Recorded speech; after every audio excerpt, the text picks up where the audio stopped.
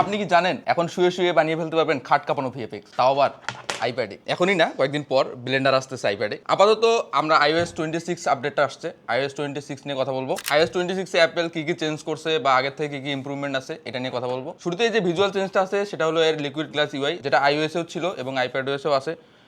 দেখেন সব জায়গায় লিকুইড গ্লাস, উপর থেকে টান দিবেন লিকুইড গ্লাস, সাইড থেকে টান দিবেন লিকুইড গ্লাস, সব জায়গায় শুধু লিকুইড গ্লাস আর গ্লাস। এটা গেল ভিজুয়াল চেঞ্জেস। ইউআইতে তারা একটা মেজর চেঞ্জেস করছে এবার। আগে যেমন আইপ্যাডওএসটা ছিল iOS এর একটা বড় ভার্সন বলতে পারেন, বাট এখন আস্তে আস্তে তারা এটাকে মোর লাইক ম্যাকওএস এর মতো করতে যাচ্ছে। ম্যাকওএসে যখন আমরা কোনো একটা অ্যাপ বা উইন্ডো ওপেন করি সেটাকে আমরা পছন্দ মতো রিসাইজ করতে পারি, মিনিমাইজ করে রাখতে পারি বা ফুল স্ক্রিন করতে পারি। তো আমরা যদি এখন কোনো একটা অ্যাপ ওপেন করি, অ্যাপ ওপেন করলে দেখবো যে এই যে কোনায় একটা আইকন দেওয়া আছে, এই আইকনটা ধরে যদি আমরা টান দিই আমাদের পছন্দ মতো আমরা উইন্ডোটাকে ছোট বড় এবং রিসাইজ করে নিতে পারছি। এবং কোনায় দেখতে পাচ্ছি আমরা এখানে ম্যাকওএস এর মতোই ফুল স্ক্রিন করা, মিনিমাইজ করা বা উইন্ডো ক্লোজ করার মতো বাটনগুলো দেওয়া আছে। আবার উপর থেকে যদি আমরা টান দিই তাহলে আমরা দেখতে পাবো এখানে ম্যাকওএস এর মতো একটা মেনু বার দেখতে পাচ্ছি আমরা। তো আস্তে আস্তে তারা এটাকে ম্যাকের কম্পিটিটর টাইপ করার চেষ্টা করতেছে আই গেস।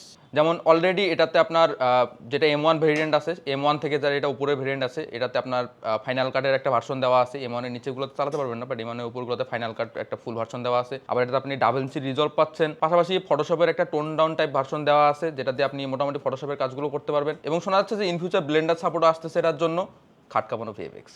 সো এসব গেল মেজর চেঞ্জেস। এরপরে কিছু মাইনর চেঞ্জেস আছে, যেমন এখানে তারা আইপ্যাডের জন্য একটা ডেডিকেটেড জার্নাল অ্যাপ দিয়ে দিছে এবার, পাশাপাশি একটা প্রিভিউ অ্যাপ আছে যেটা দিয়ে আপনি আপনার ছবি বা পিডিএফ এডিট করতে পারবেন এবং নোট টেকিং করতে পারবেন। আরেকটা যেটা চেঞ্জ আছে সেটা হলো ফোন অ্যাপ। সো যারা সেলুলার ভার্সনটা ইউজ করেন তারা এই অ্যাপ ইউজ করে কলে কথা বলতে পারবেন, বাট যারা সেলুলার ভার্সন বাদে ওয়াইফাইটা ইউজ করেন তাদের জন্য এখানে আপনার ফেস টাইমের সাপোর্ট বা আপনার হোয়াটসঅ্যাপকে ডিফল্টভাবে সেট করে রাখলে হোয়াটসঅ্যাপের কলগুলো এখান থেকে রিসিভ করতে পারবেন।